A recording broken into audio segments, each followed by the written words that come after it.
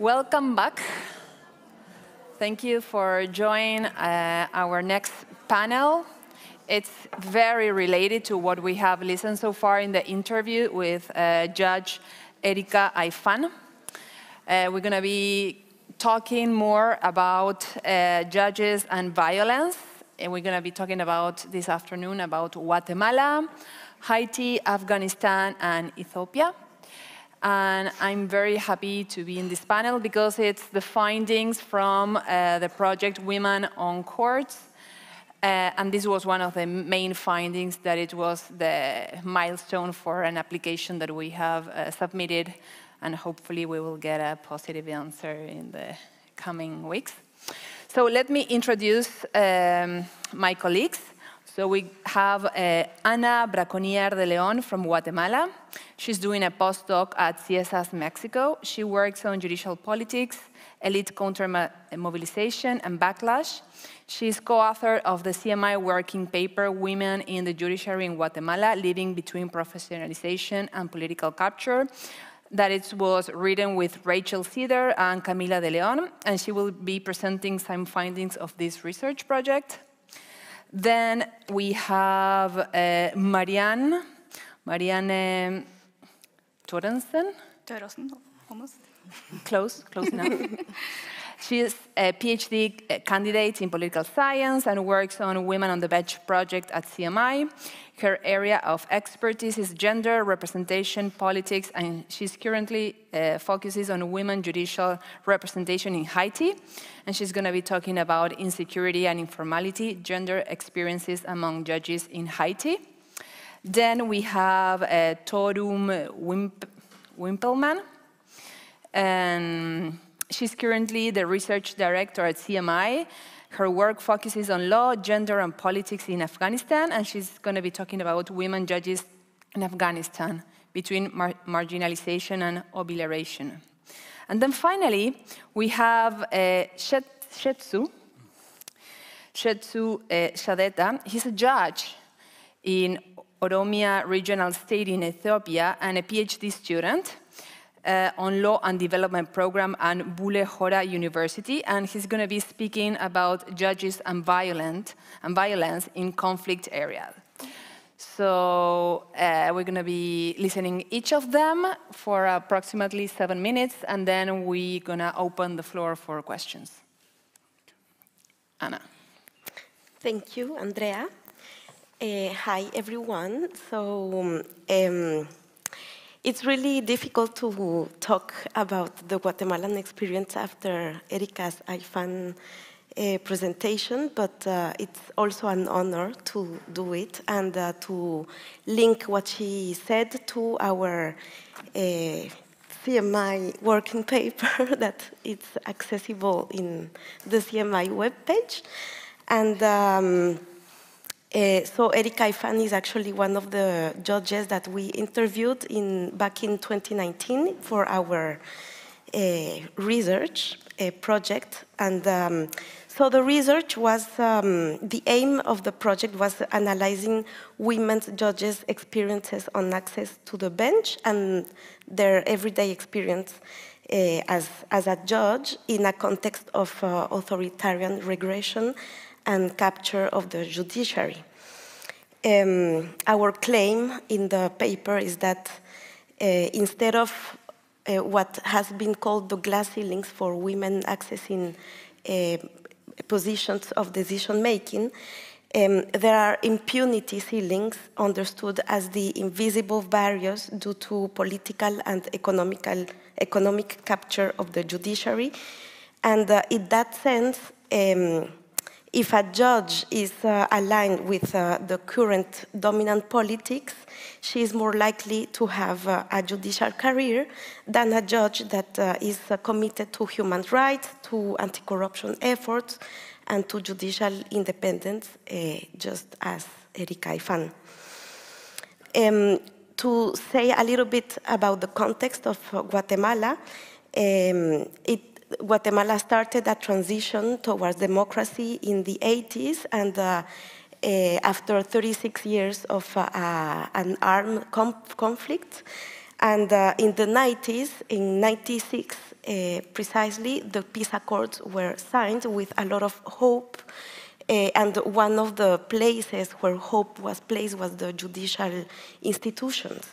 So there were a lot of reforms in the justice systems, aiming democratization and in some kind modernization of the judiciary. And so in our work, we looked at 4 elements: professionalization, security conditions, work conditions in general, and institutional design. And we found that ceilings are marked in gendered ways, and some are marked with violence. And because, of course, there's a lot of aspects of women judges that don't involve violence, but because of the topic of this panel, I'm going to talk a little bit about the violent aspect of their experience. We conducted a qualitative work based on interviews with around 30 women judges from all the jurisdictions, many ages, from courts of the peace to the Supreme Court, and in many places in the country. And so with Erika's presentation, we heard about how political capture of the judiciary impacted this individual experience, but we found that there is a broad story of discrimination and actual violence that is present in the everyday life of female judges, such as aggressions in the courtroom, threats and intimidation, and one of those are the media campaigns that I must stress that these media campaigns and in general the intimidation and the threats are organized by the military organizations in civil society, which is an important aspect in these authoritarian regressive regimes. And also like everyday passive-aggressive relationships within the administrative work in the tribunals. And I'm just going to present a little vignette of one of our interviews that will provide a general a panorama of what has been happening in the country. And is that we conducted an interview with one of the women magistrates in the Supreme Court, which back then in 2019 was the president of the newly created Women Judges Association. And she told us that one of the difficult issues that was increasing in the judiciary was the number of sexual harassment cases to young female judges starting their career.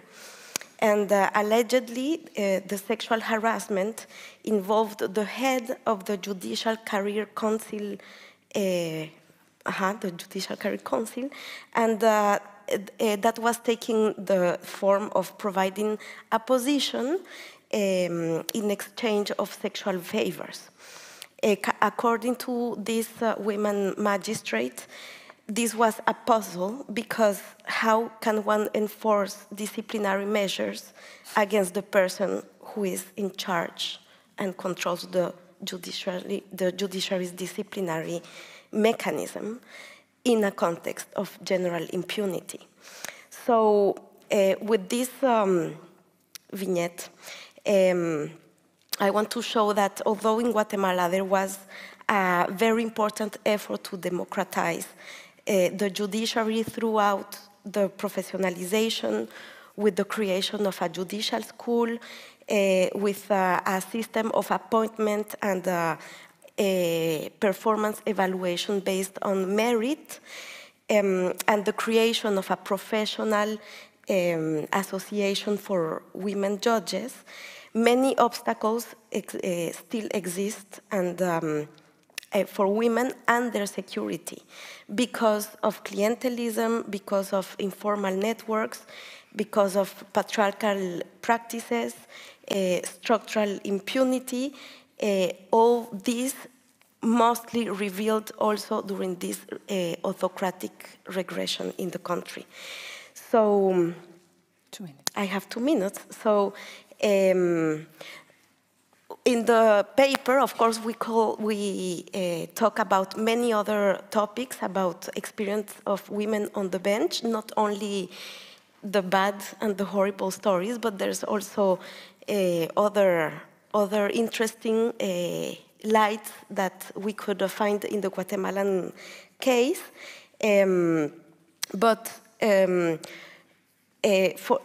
It's something very crucial that for women judges in their career advancement, when they are engaging with important anti-corruption or human rights cases in a context of capture of the judiciary, violence is underlying their everyday experience, and therefore it trumps or it makes more difficult judicial independence in this kind of context where every day you have these kind of attacks.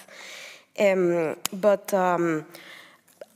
actually the gendered analysis of the profession of being a judge has, we think, brought very interesting findings about how that can affect positively or negatively judicial independence and innovation in legal interpretation and all that. So the panorama is not only bad, but this is the topic of the panel. So I leave it there. Okay. Thank you. Thank you, Ana. And now we are, well, so the paper, you can download it from the Center Law Transformation webpage. And now we go to Mariana. Yes. So my research focuses on Haiti. And since I'm doing my PhD on this particular case, I've had the privilege of having enough time to interview both men and women judges, so that it can be possible to see what is just violence experienced by judges in these kinds of complex and unsafe contexts like Haiti, and what is actually gendered about this violence. So first of all, being a judge in Haiti is considered a very dangerous profession, and Haitian judges face different forms of violence. Some of this violence is more direct and overt than other forms. Some of it is physical. You have several examples of assassinations and assassination attempts on judges. Physical assault on judges is also happening. And courts are also being set on fire during violent protests. But more common is psychological violence. Almost all the judges I talked to, which was around 50 people, reported that they had received threats, and this was part of their daily work situation. The threats could be anonymous phone calls or face-to-face threats from people in court. Several had also been stalked on the street. And lastly, there were reports of sexual violence, mostly in the form of sexual harassment, which is very common in judiciaries, it seems, all over the world, actually. Also where they would have requested sexual favors in exchange for promotions, etc. So who are behind this violence? Who are the actors? The pressure and the threats are coming from everywhere. And it's also important to note that I take a broad approach to violence, which we also do in this upcoming project. We don't only define violence as physical violence, but psychological, sexual, other forms of violence. So economic, yeah. So you have state actors, which was the deputies, people close to power, which was the biggest. Almost all the judges report that this is where most of the noise comes from. who wants to influence cases in their favor. But what complicates things in Haiti is that it's a very close relationship between political elites, business elites, criminal organizations, and gangs. So you have these very informal alliances, which makes the whole situation very unsafe for judges because they don't know from where the pressure comes.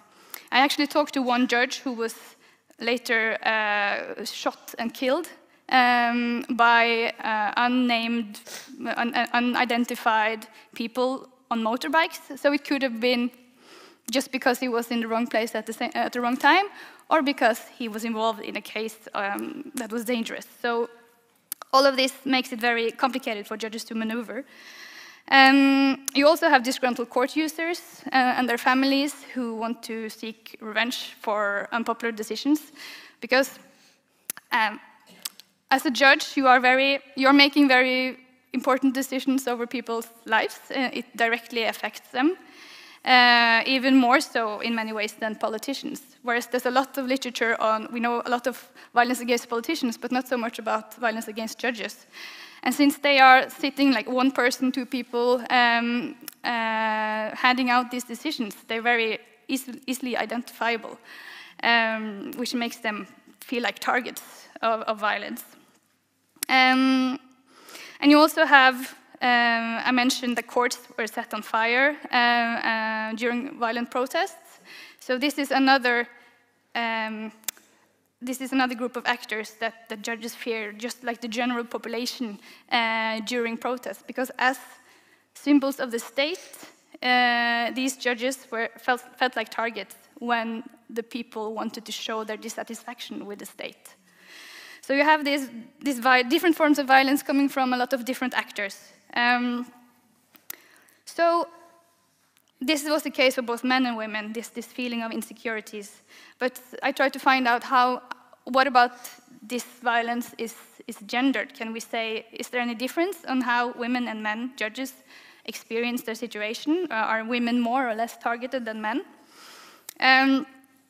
And some of the patterns that emerged was that men were more often targets of physical violence than women, while women were more often psychologically victims of psychological and sexual violence. And this is also something we find in the literature on political violence, so these patterns are consistent with that. But of course, discovering or like finding out the whole area of sexual violence in the judiciary is very complicated because it's just such a taboo and a very uncharted area that we need to know more about. So when it comes to gendered violence, violence can be gendered in its motive. It can be motivated by misogyny or like directed at women in public positions who maybe doesn't belong there or as outsiders. It can be gendered in its form, which I have already talked about. You know, sexual violence is inherently gendered in a way. But I would like to stress that violence can also be gendered in the impact, what the impact of the violence can be. Because women doesn't have to be more targeted than men in order to feel more vulnerable to these sorts of violence. And this was the case in Haiti.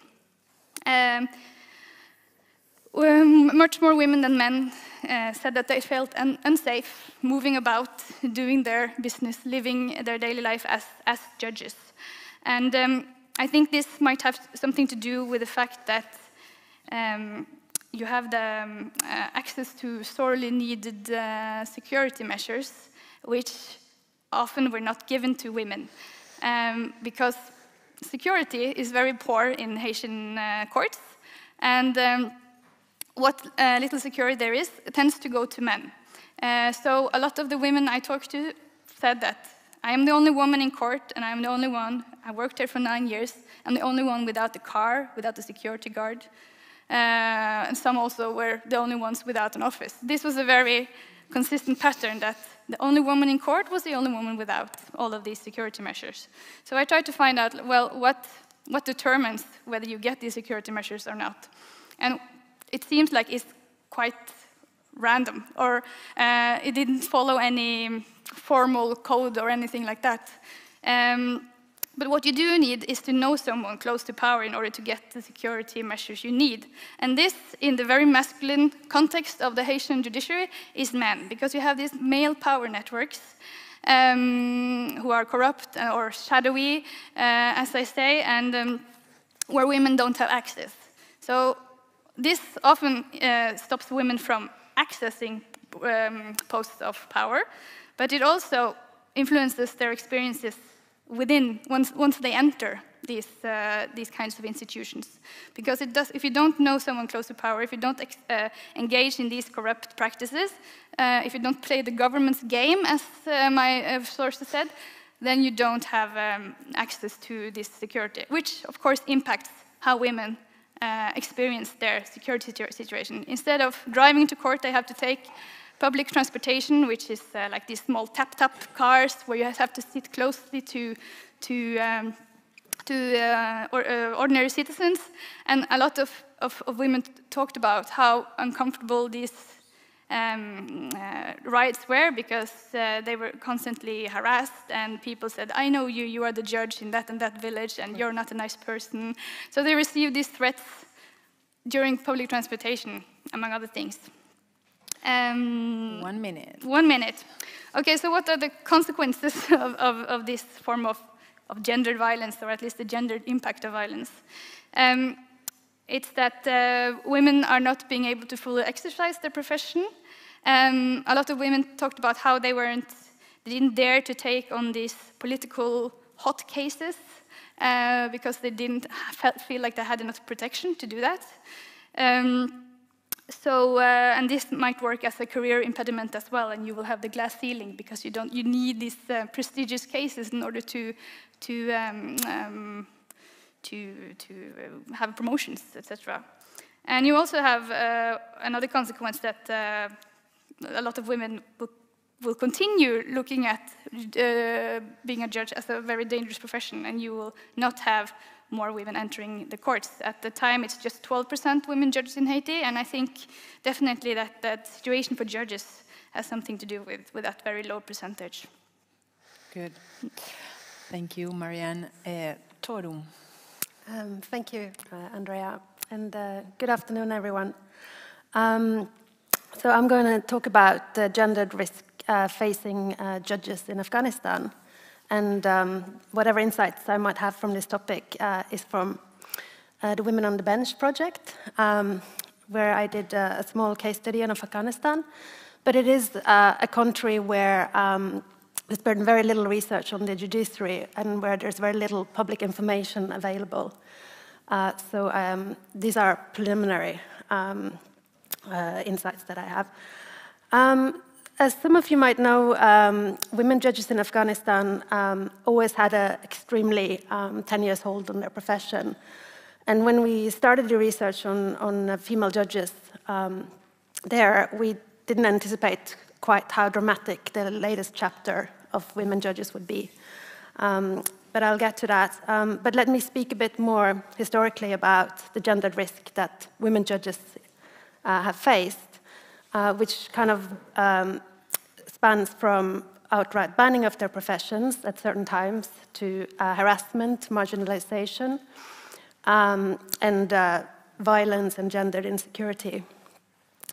So in Afghanistan, the first female judge was appointed in 1969, which is actually earlier than many other countries in the region like Egypt, well, not quite in the region, but still, Pakistan and Iran.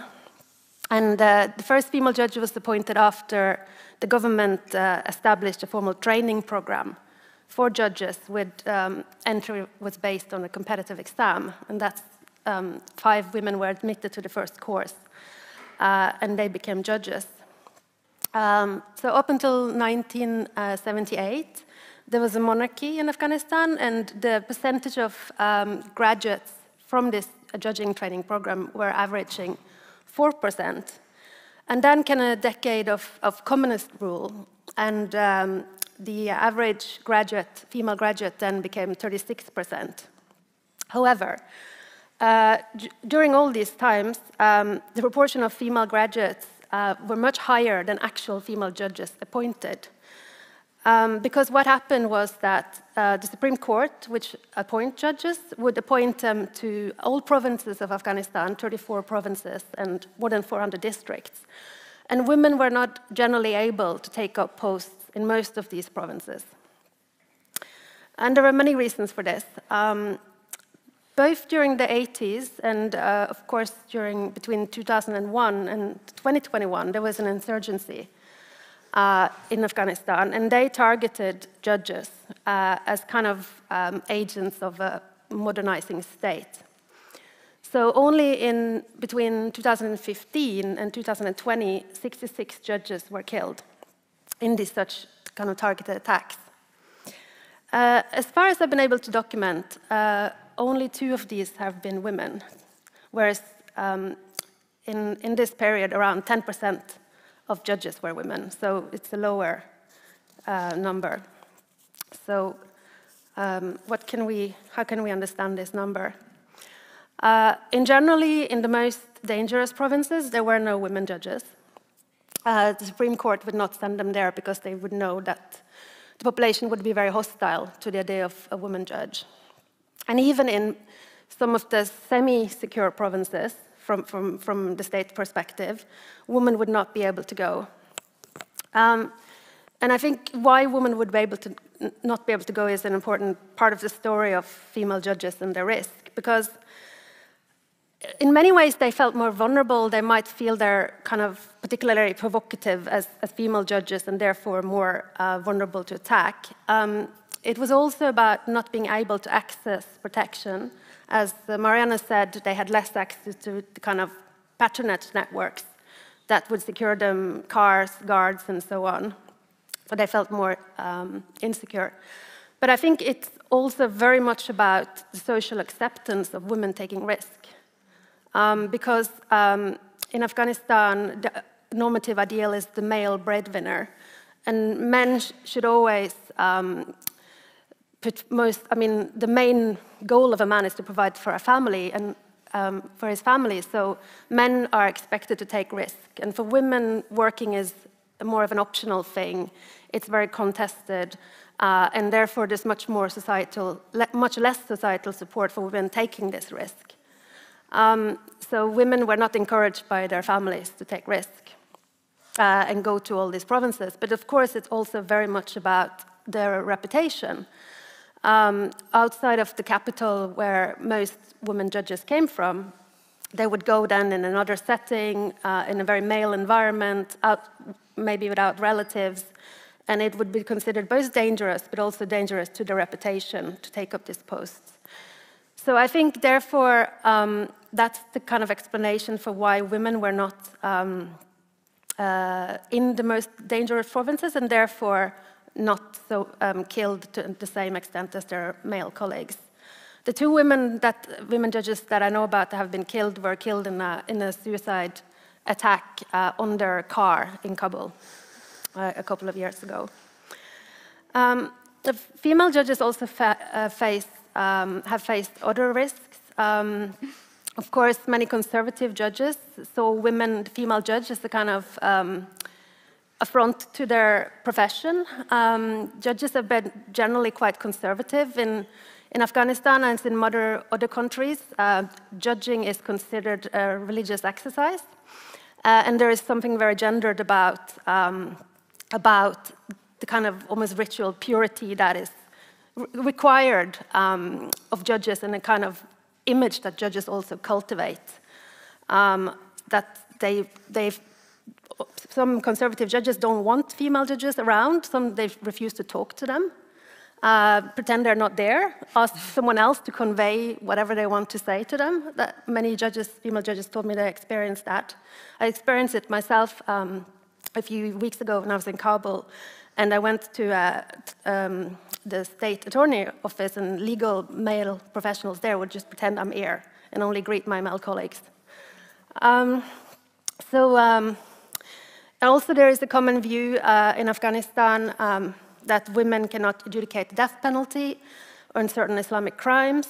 And then, of course, the extreme examples of this is periods of Taliban rule, where all women have been banned from working as judges, and also as from most other public sectors. But judging they've been very explicit about, only a few days after taking power, now in August a year ago, they ordered all female judges being banned from their profession. Yeah, 1 minute, okay. So what happened then is something that I think we need to, don't fully understand the dynamics of, but basically from around 250 judges, female judges, 150 have been evacuated. They were evacuated very quickly through the effort of mainly a UK baroness, who herself a judge, mobilized around $2 million USD to charter flights, and they were evacuated to Greece, where they got the visa through the president, who is herself a former judge. So it means that there are only a third of the female judges are now left, and they've been banned from working, and they are, as have all their male colleagues. Maybe a few months later, the Taliban completely purged the judiciary and have installed new judges. And I think they're equally at risk, both the male and the female judges, from people that they convicted. The Taliban released all the prisoners. So it's a very dramatic story of female judges. They're now either in Afghanistan or in exile, and they don't know whether they'll be able to practice their profession again. Well, thank you, Torun. Shetu. Okay, thank you so much. Good afternoon.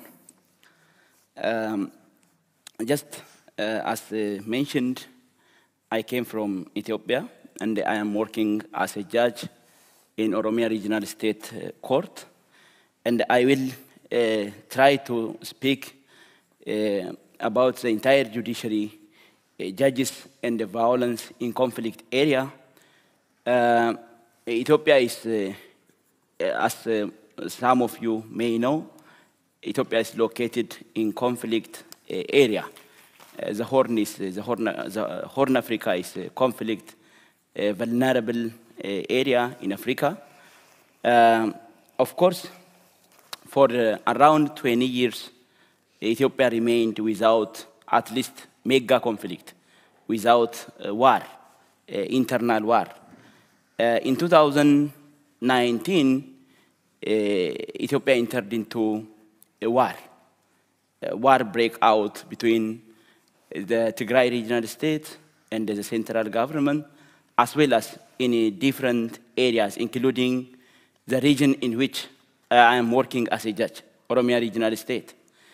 Currently, the western part of Oromia, around 4 counties, and in the central area, around 2 counties, and in the southern part, 3 counties are conflict area. And in relation to the current conflict that is going in the country, we judges faced different challenges.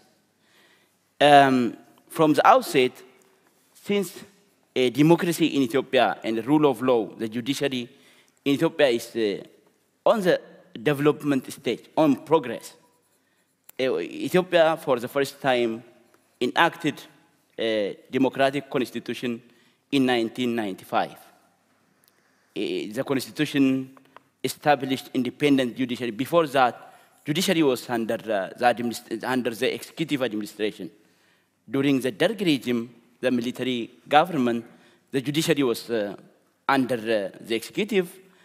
During the imperial regime, pre-Derg regime, the judiciary was as well under the executive.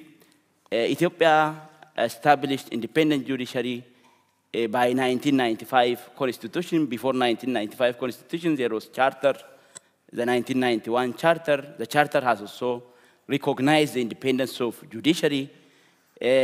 Starting from 1991, 1995, the judiciary was on good development.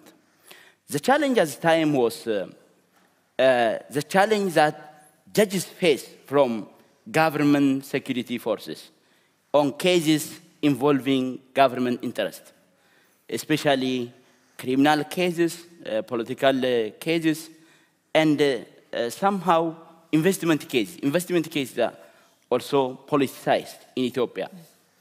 So the challenge was only from the government side during the state of normalcy.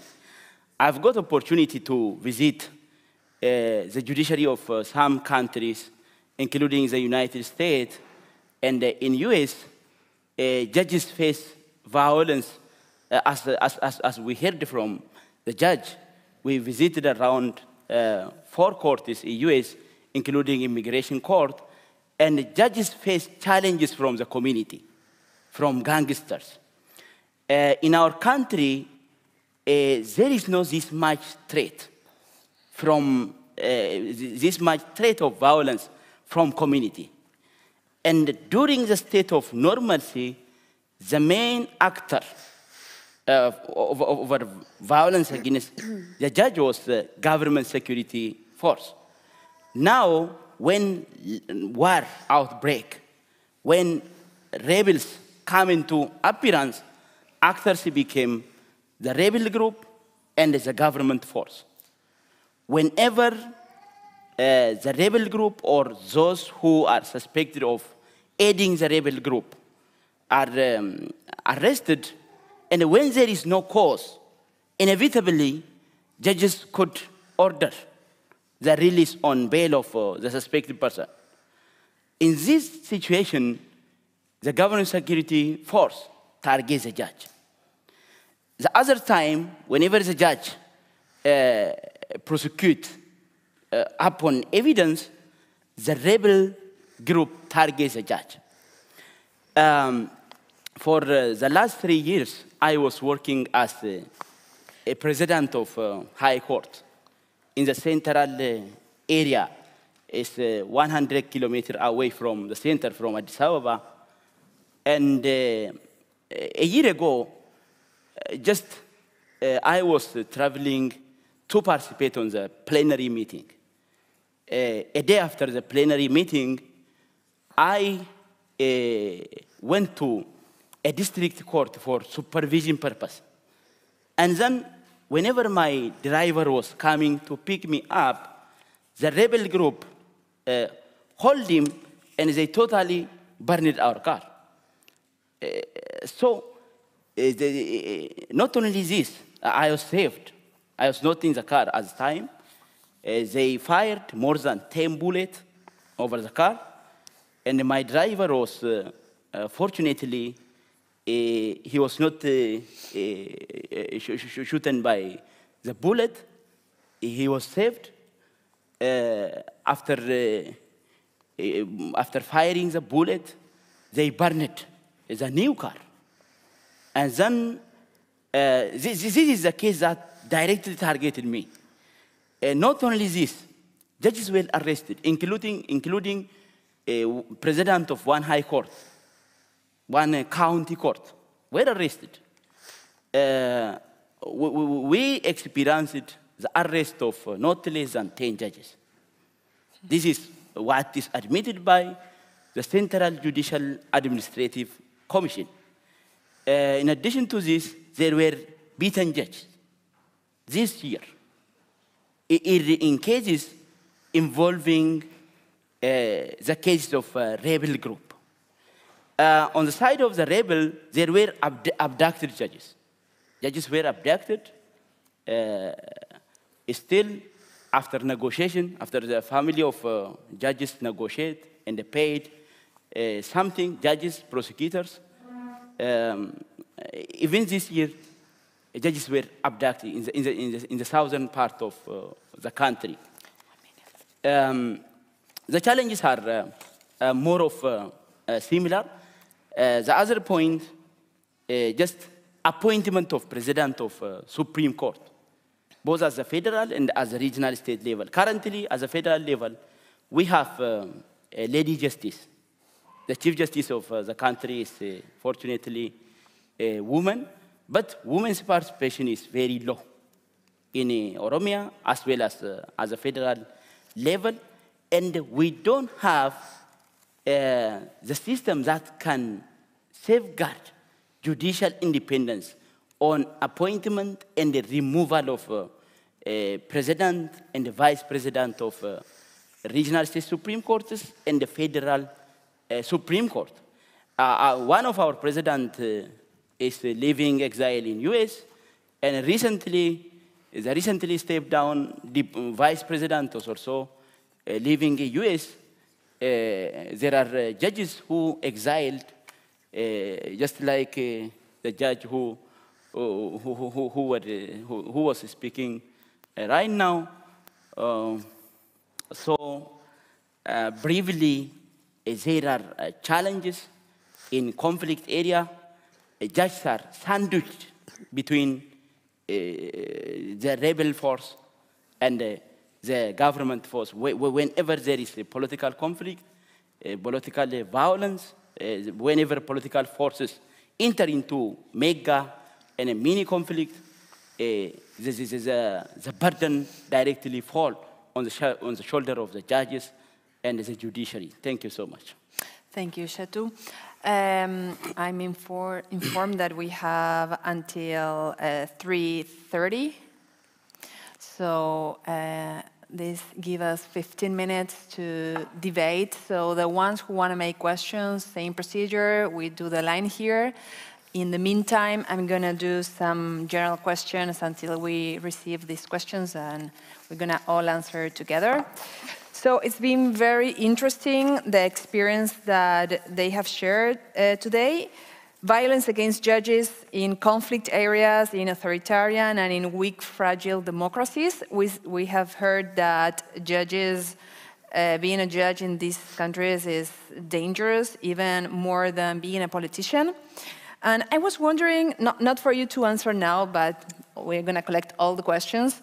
But I was wondering, at some point, I was thinking, maybe sexual assaults are not conceived as such, because in these societies, you know, the macho thing is more of a common practice. So at what point that is conceived by not the women's, but by the other judges, their colleagues or politicians that proceed in such a way.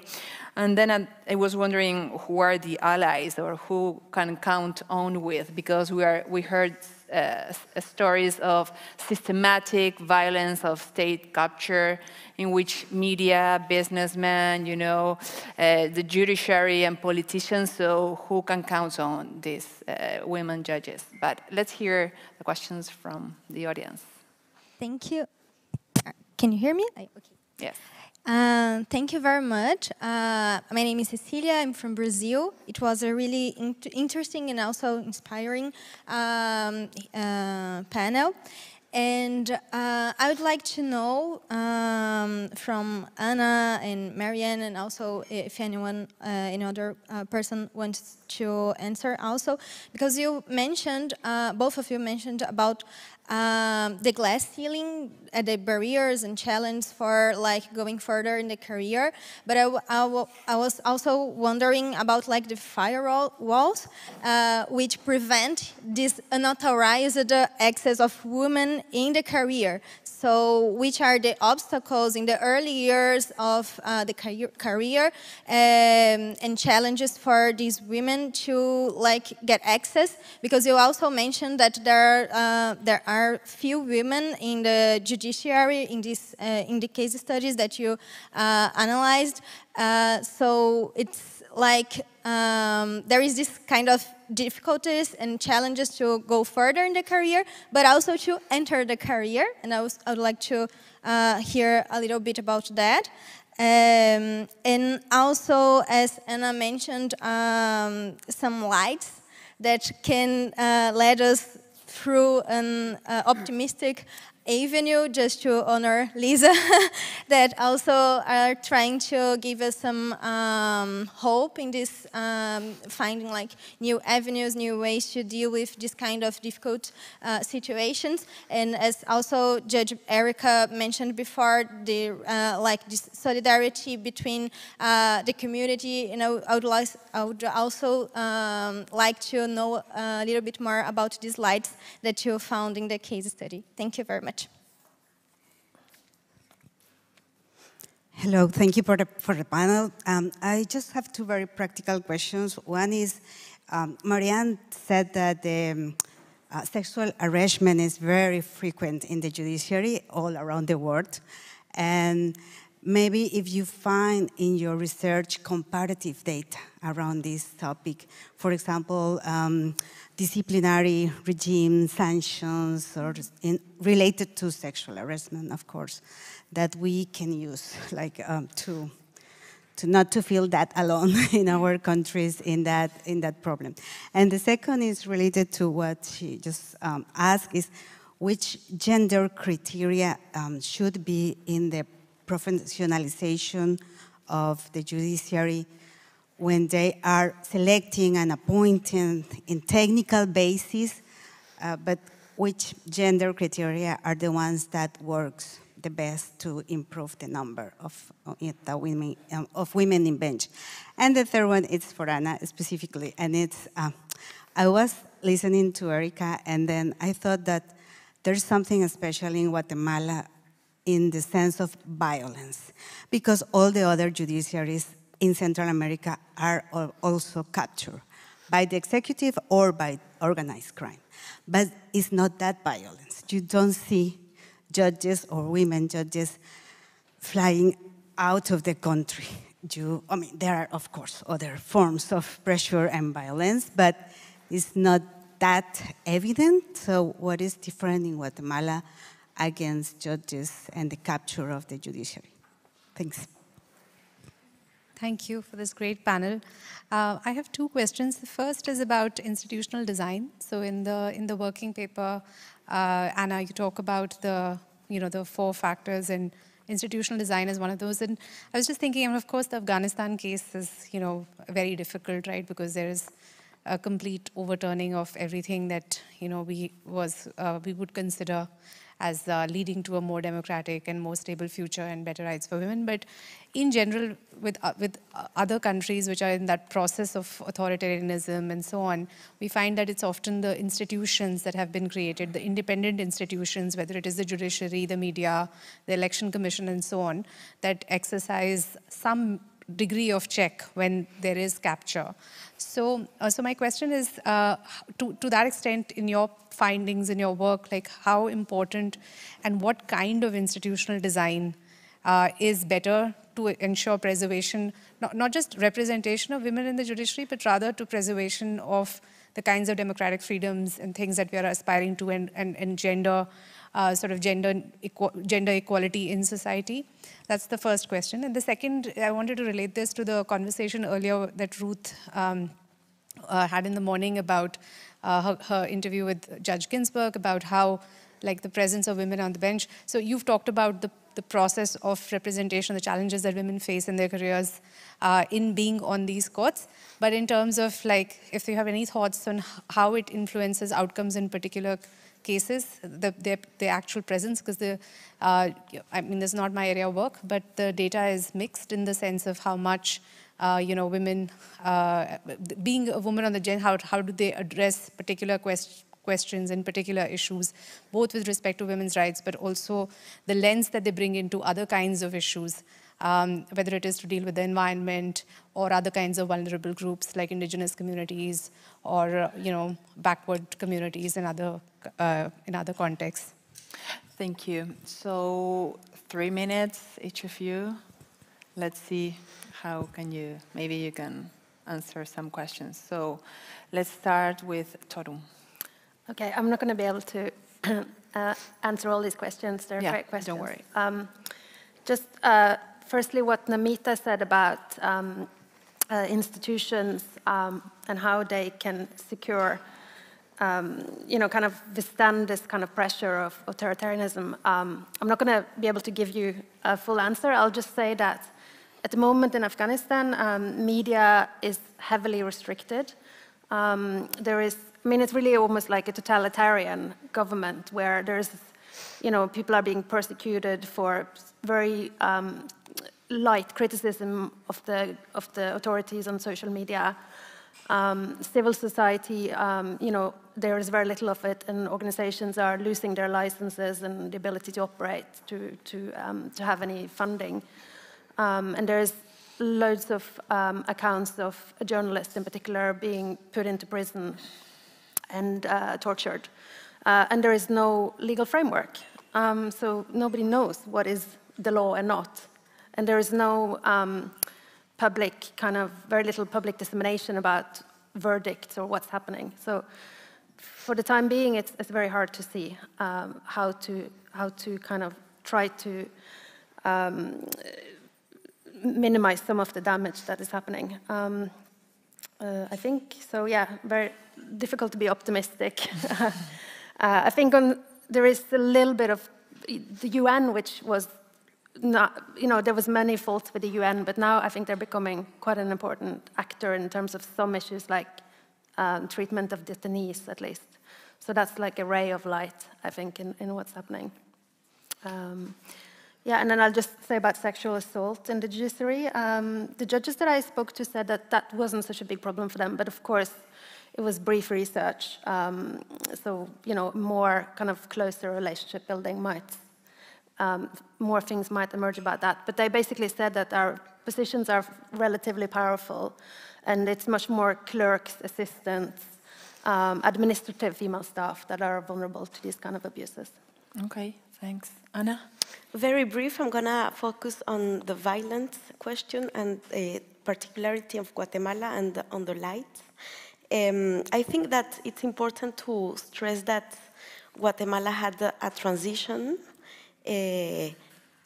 where the actors didn't leave, and in the contrary, they cemented the power and institutions and economies, and so the military, the corporate elites, the new organized crime sectors, they're there, and as opposed to other places in Central America, these are coalesced, I think, like very coalesced, and more in this context of anti-corruption efforts.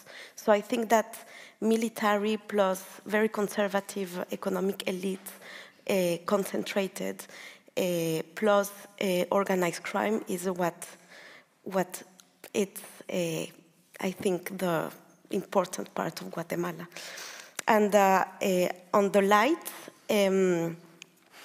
just like that, I can think on 4 that we found in the research, and another one that is coming now with this judiciary in exile.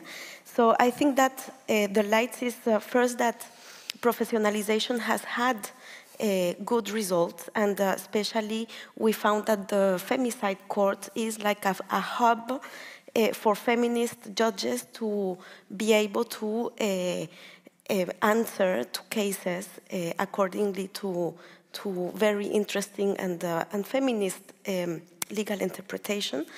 1, 2 is that we also found that judges have the possibility of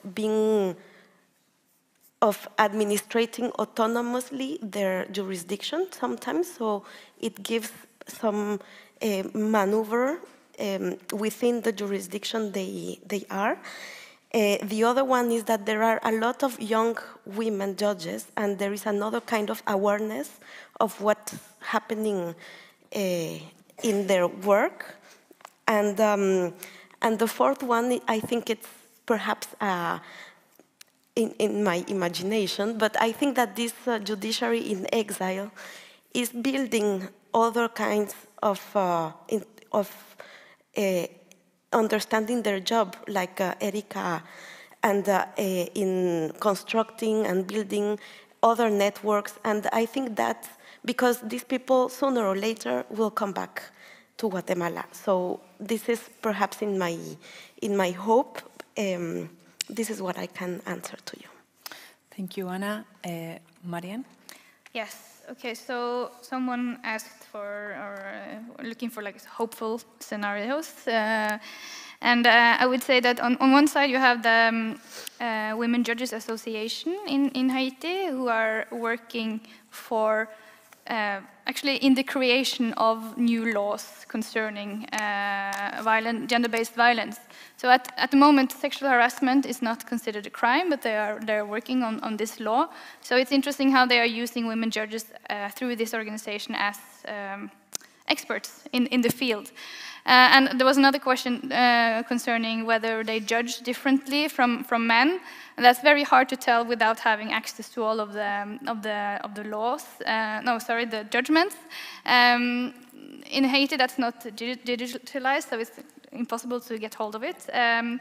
But it's interesting how the women judges are like taking on these quite activist roles outside of the courtrooms. So the battle is happening perhaps outside to make the legal framework more friendly to women.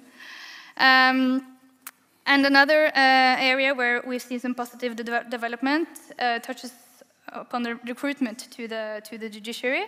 Well, I mentioned that there's only 12% women judges, but there used to be 2% just in the 1990s.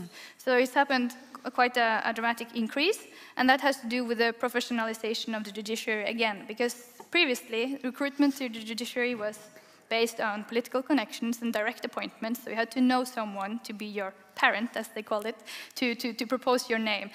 And since the public sphere is so masculine in Haiti and women have been kept out of this whole decision-making area for so long, it was very hard for women to have the right contacts.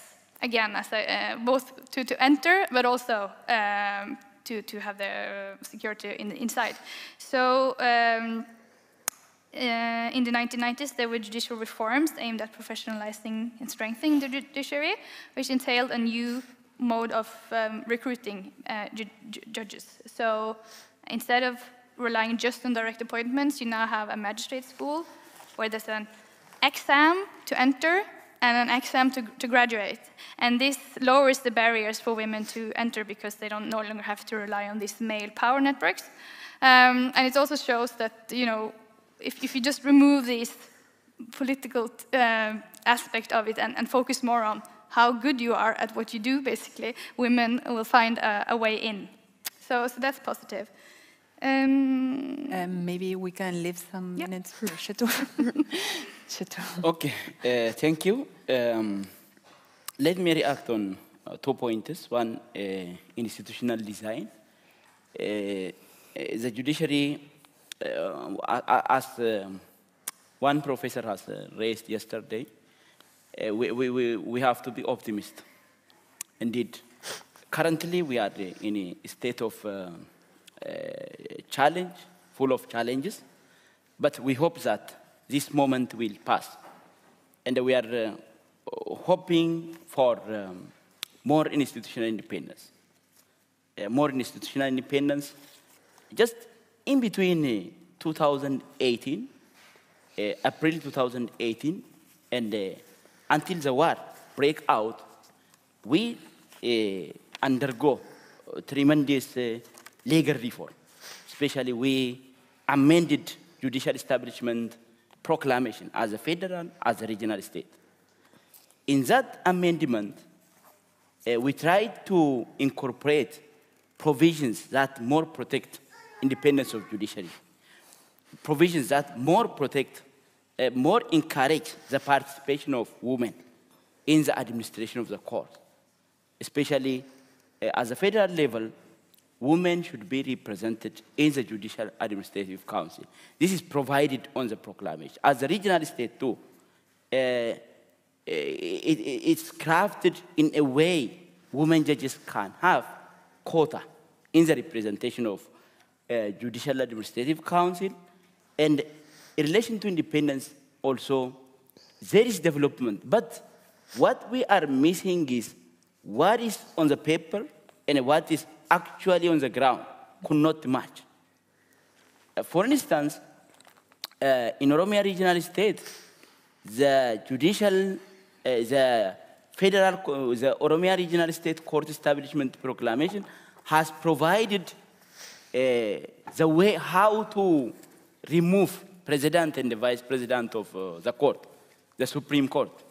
It provided that one, upon inefficiency, failure to perform, failure to deliver. The other, due to professional ethics. And it provides that this has to be examined by a committee that the Parliament and the Judicial Administrative Council jointly establish. But what the President of Regional State did was, he simply presented on the Parliament, they are required for higher posts at the federal level. So in their place, we want to appoint Mr. Ikale and Ms. Ikale, blah, blah. Then the Chafferi net didn't challenge. The other problem, Chafferi members, sorry, lack of civil society has affected our judiciary. Civil society development is less. Thank you so much. Oh, okay, thank you.